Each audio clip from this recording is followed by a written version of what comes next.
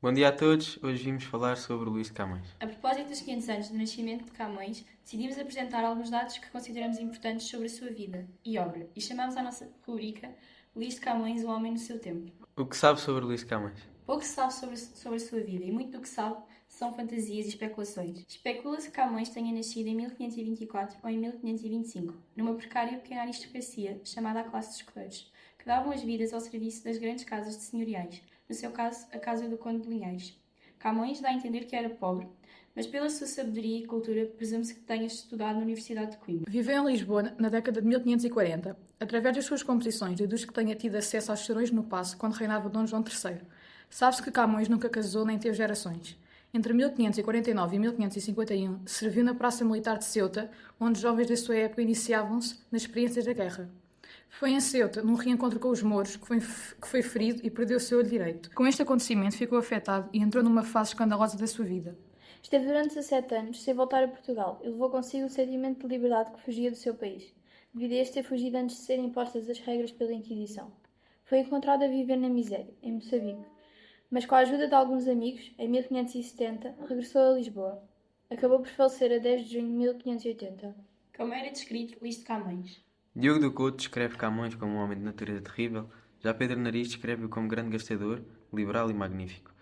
A descrição mais completa de Camões é feita por Manuel Severino de Faria, que o descreve como de média estatura, grosso e cheio de rosto, tinha o nariz comprido, levantado no meio e grosso na ponta.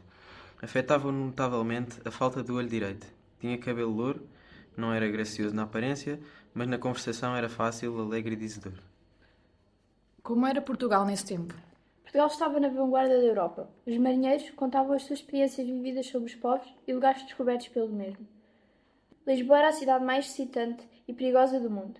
Cerca de 10% de Lisboa era ocupada por povos negros, judaicos e mouros, que traficavam com cristãos vindos de toda a Europa. As religiões coexistiam. O uso de substâncias ilícitas era muito frequente durante o dia. Existia uma rivalidade entre a prostituição masculina e a feminina. A Lisboa desse tempo era uma cidade devota e devassa. Camões acharia a Lisboa do nosso tempo muito pouco cosmopolita e demasiado bem comportada. O Porto era o ponto de encontro universal entre todos os vícios e virtudes. O povo divertia-se, mas a corrupção e a violência eram consideradas. Quando estabeleceu a Inquisição, o Estado passou a queimar os judeus por pensarem de maneira diferente dos cristãos e os cristãos passaram a ser proibidos de pensar. Camões tinha cerca de 18 anos quando aconteceu o primeiro auto de fé. Como é que o amor e as mulheres influenciaram a sua escrita? Camões gostava genuinamente de mulheres. Aprendeu cedo que as mulheres têm uma identidade própria e não são apenas a projeção do desejo masculino. O amor está no centro da sua visão. Poucos homens da sua época valorizavam as mulheres como ele. Para o poeta, o amor não é amar, pois o amor pressupõe o conhecimento de quem se ama como alguém que não é como nós somos. A compreensão do que é o amor depende da experiência vivida por cada um. Afirma também que não só homens e mulheres podem se amar. Camões foi o primeiro poeta europeu a celebrar a dignidade entre raças e a amar mulheres de outras etnias. Uma das mulheres que mais amou não era europeia, mas sim oriental. Chamou-lhe Dinamen, ninfa do Tejo. Supõe-se que a mesma tenha estado no naufrágio onde Camões quase perdeu a vida e a obra Os Lusíadas.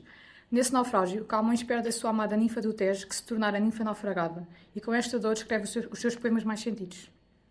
Como surgiu a obra Os Lusíadas?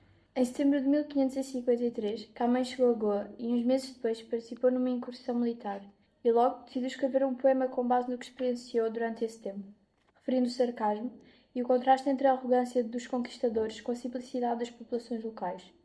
Esse poema, para além de autobiográfico, é também épico, devido a episódios como a tempestade marítima, o debate entre a memória e o esquecimento, onde a memória se refere à poesia, às letras e à linguagem, e o esquecimento à guerra, à destruição e à morte. Sem esse poema, os efeitos heroicos não teriam qualquer valor, porque acabariam por ser esquecidos. O que pretendia mostrar Camões com essa obra? Os Lusíadas não é apenas um poema celebratório dos feitos dos portugueses, é também uma homenagem aos sacrifícios e ao sofrimento dos que partiram e dos que ficaram. Como diz o poeta pela voz de Vasco da Gama, na cena prodigiosa que precede a partida das naus, os heróis entraram nas naus com os olhos baixos, e Camões, ao trazer os deuses mitológicos para a sua obra, enalteceu o cristianismo.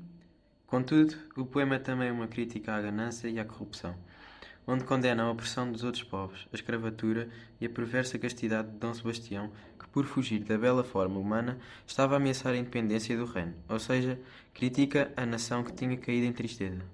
A obra Os Lusíadas acabou por ser publicada em 1572.